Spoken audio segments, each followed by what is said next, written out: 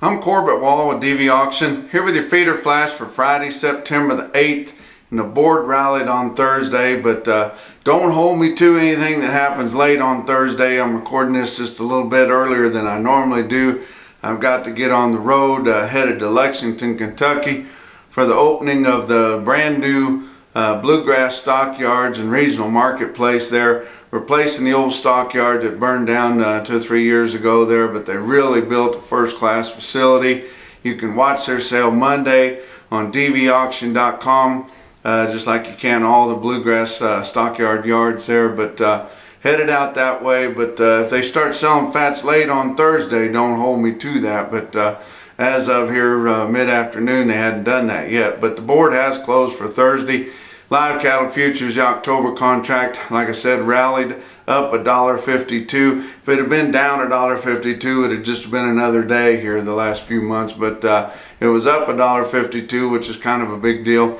Ending the day on Thursday with October at 106.22. You look down the road a ways at February sitting real close to 115 and April at 116.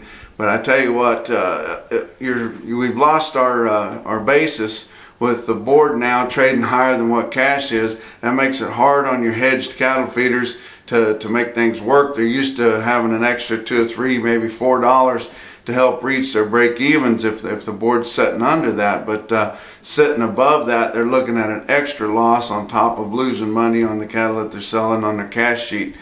But you look at the feeder cattle, October contracts up 245, which is pretty sizable there. Thursday ending at 146.15. Like I said, the fat trade has not developed as of Thursday afternoon there. They've sold just a few deals here and there. One pinned in South Dakota on the Fed Cattle Exchange, quite a bit lower. A few piddly live sales here on some plainer cattle at 103. Which would be $1 or $2 lower. A handful of dress sales at 163, but only 1,800 head altogether. So we have not established anything. A lot of people would like to think that the little rally on Thursday is going to help the market achieve steady. I think that's a stretch. I think maybe holding this 103, maybe 104 would be a victory. But these Packers are holding all the cards. They've got all the leverage, and they've got a cheater to boot, because most of your big commercial packers have cattle on inventory. They're buying cattle now, 3 weeks or a month out. They really don't need anything that bad. They can wait until they get into October, using up their September captive supplies. These cattle are big. There's a lot of them that are ready right now, and it looks inevitable that within probably next week we're going to get fats under $1. That's really going to affect the psyche of everybody. Going to affect all your cattle people, your guys buying feeder cattle in the sales, your guys buying calves to turn out on fall pasture. When your fats get under $1, that's one of those thresholds that people kind of raise their eyebrow to. And we'll be in a new world. And if you remember a month or so ago, I told you when we lost that $1.10, it was a long ways down, and we're hitting that right now.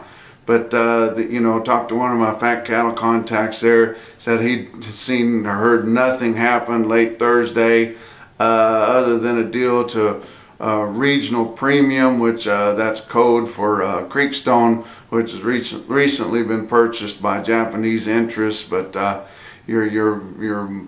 you get further up north, your regional is Nebraska beef from Greater Omaha. Your regional premium is Creekstone, and they've got 170 on a grid out there. But you've really got to go to somebody like them that has a lot of programs, a lot of export deals if you want to get any kind of a premium right now, because our cutouts are running such a narrow base or narrow spread between choice and select, like $2.15, that it doesn't behoove them to give any more money for higher grading cattle.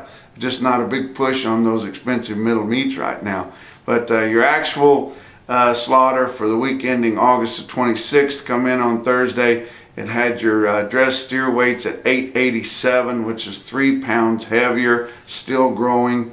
3 pounds heavier than the previous report, but still running 9 pounds under what it was a year ago at this time.